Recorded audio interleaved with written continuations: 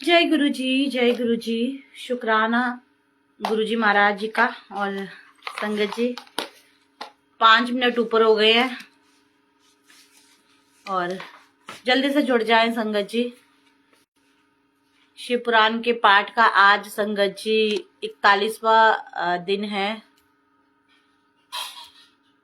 और शुक्राना करें। 41वां नहीं, सॉरी 42वां दिन है, 42वां। तो आज गुरु जी महाराज ने 42वां दिन ब्लेस किया है संगत जी।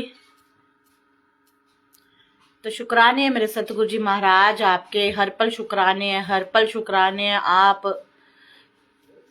आप कराते हो ये सेवा और साथ देते हो मेरा हर पल और संगतों को जोड़ते हो। तो शुक्राने हैं मेरे सतगुरु जी महाराज जी के। संगत जी जल्दी जल्दी से जुड़ जाएं और तब तक मैं अपना कार्य कर लेती हूँ जब तक आप जुड़ते हैं। तो जय हो मेरी सच्ची सरकार, जय हो मेरे गुरु जी महाराज। हे गुरु जी महाराज,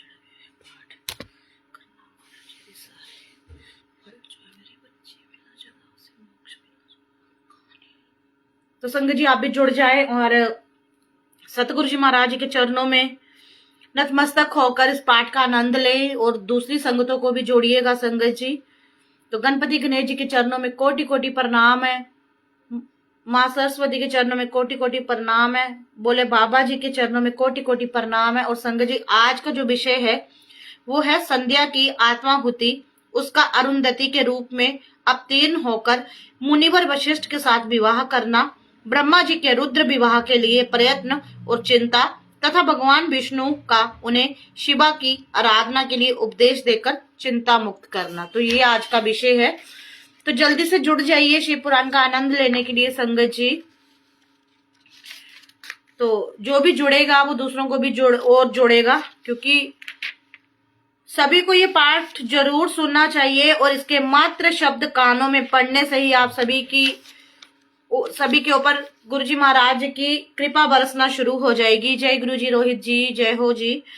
और चलिए संगत जी मंत्र जाप कर लेते हैं। सबसे पहले ओम नमः शिवाय शिव जी सदा सहाय, ओम नमः शिवाय गुरु जी सदा सहाय, ओम नमः शिवाय शिव जी सदा सहाय, ओम नमः शिवाय गुरु जी सदा सहाय, ओम नमः शिवाय शिव जी सदा सहाय, ओम नमः शिवाय गुरु जी सदा सहाय, ओम नमः शिवाय शिव जी सदा सहाय, ओम नमः शिवाय गुरु जी सदा सहाय, ओम नमः शिवाय शिव जी सदा सहाय, ओम नमः शिवाय गुरु जी सदा सहाय। जय हो मेरी सच्ची सरकार।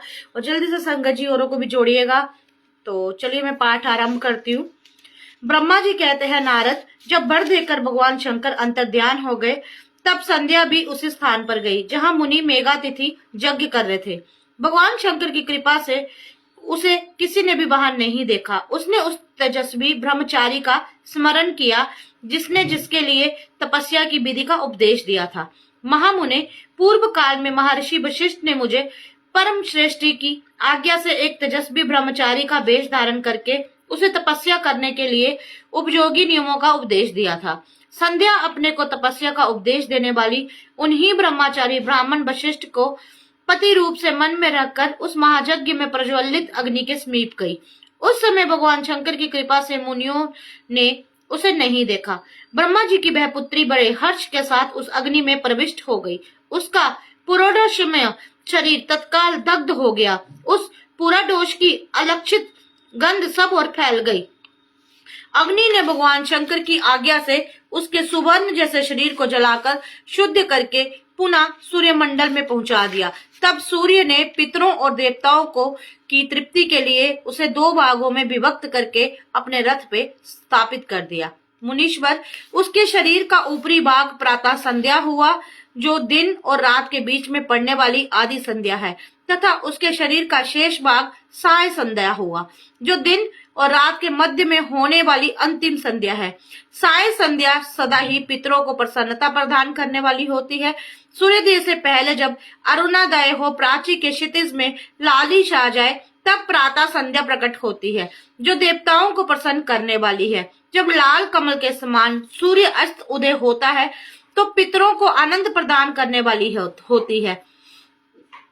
परम दयालु भगवान शिव ने उसके मन सहित प्राणों को दिव्य शरीर में युक्त देहधारी बना दिया। जब मुनि के यज्ञ की समाप्ति का अवसर आया तब वह अग्नि की ज्वाला में महर्षि मेघातिथि को तपाए हुए सुवर्ण की सी कांति वाली पुत्री के रूप में प्राप्त हुई। मुनि ने बड़े आमोद के साथ उस समय उस पुत्री को ग्रहण किया।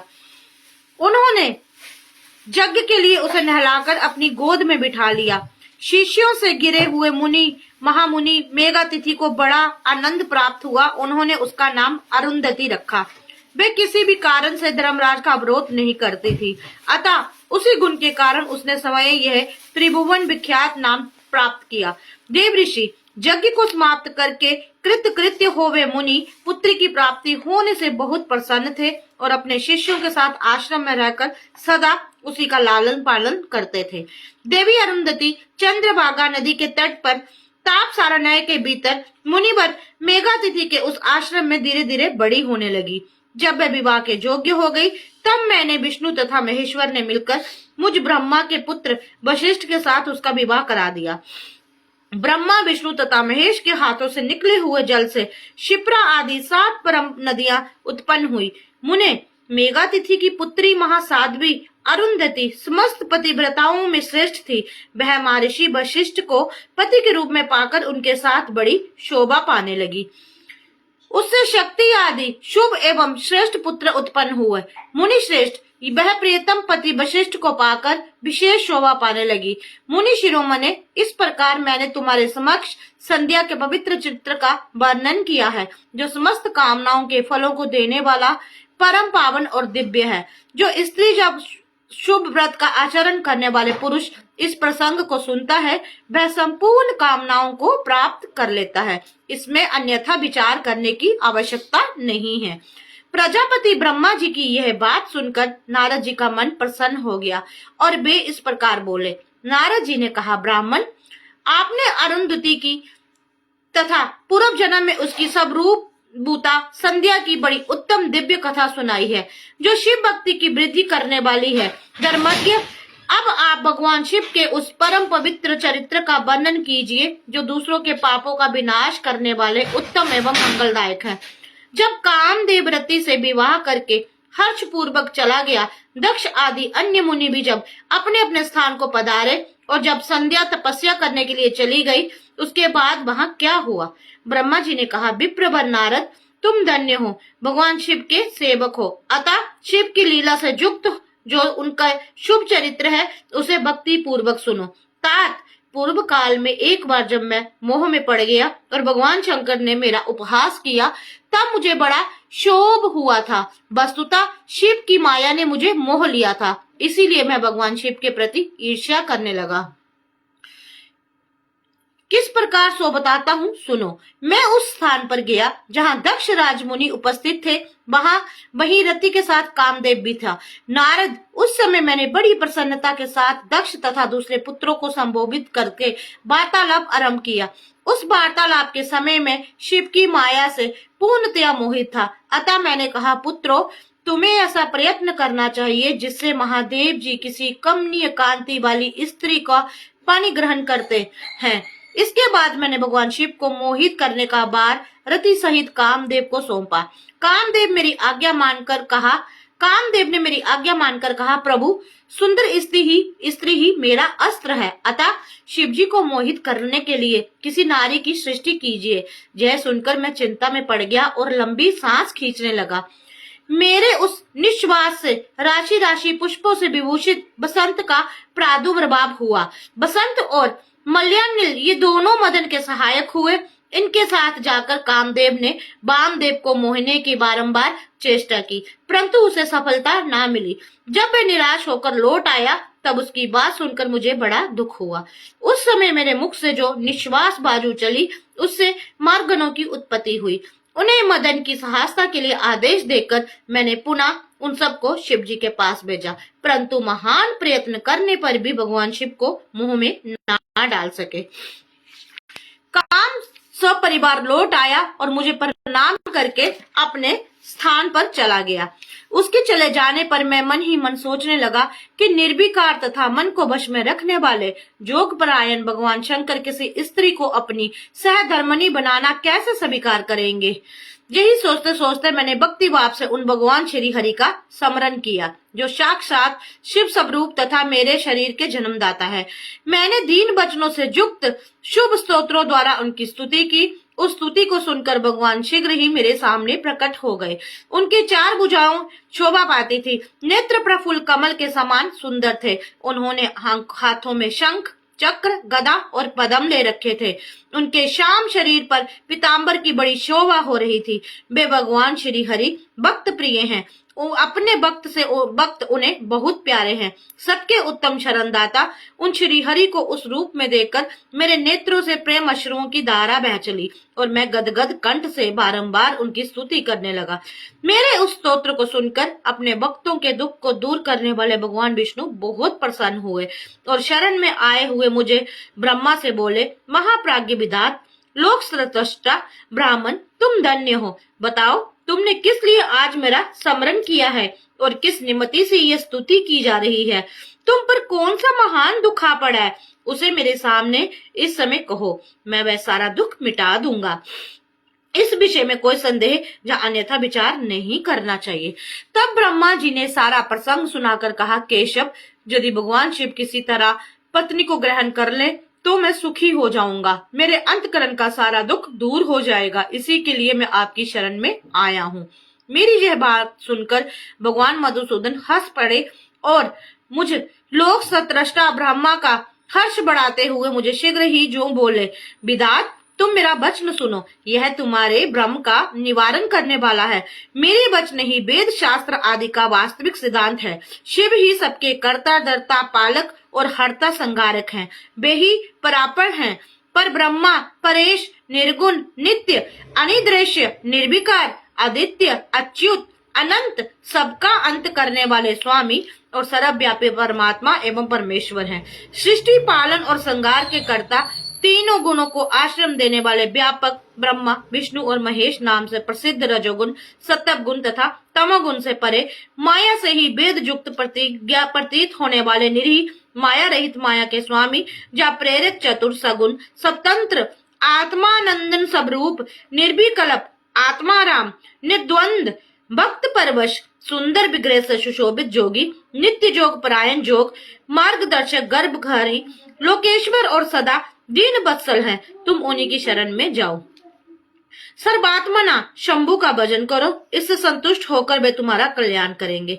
ब्राह्मण, यदि तुम्हारे मन में यह विचार हो कि शंकर की पत्नी का पनि ग्रहण करे तो शिव को प्रसन्न करने के उद्देश्य से शिव का स्मरण करते हुए उत्तम तपस्या करो। अपने उस मनोरथ को हृदय में रखते हुए देवी शिवा का ध्यान करो। वे देवेश्वरी यदि प्रसन्न हो जाए तो सारा कार्य सिद्ध कर देगी।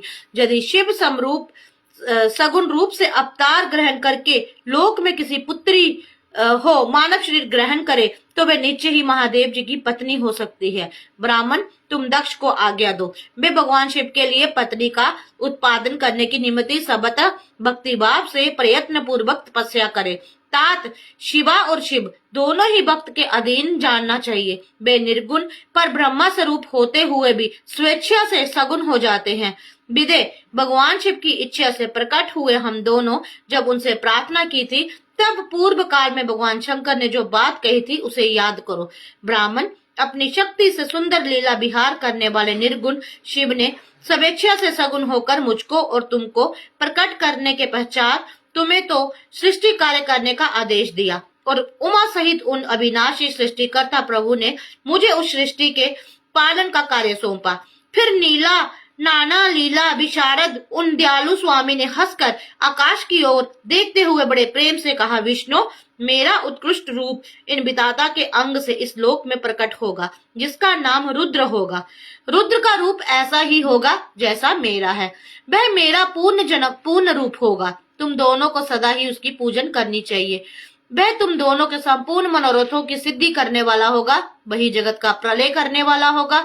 वही समस्त गुणों का दृष्टा, निर्विशेष एवं उत्तम योग का पालक होगा। यद्यपि तीनों देवता ही मेरे रूप हैं, तथापि विशेषता रुद्र मेरा पूर्ण रूप होगा। पुत्रों, देवी उमा के भी 3 रूप होंगे। एक रूप का नाम लक्ष्मी होगा, जो इन श्री हरि की पत्नी होगी। दूसरा रूप ब्रह्म पत्नी सरस्वती है। तीसरा रूप सती के नाम से प्रसिद्ध होगा। सती उमा का पूर्ण रूप होगी, बेही बाबी रुद्र की पत्नी होगी।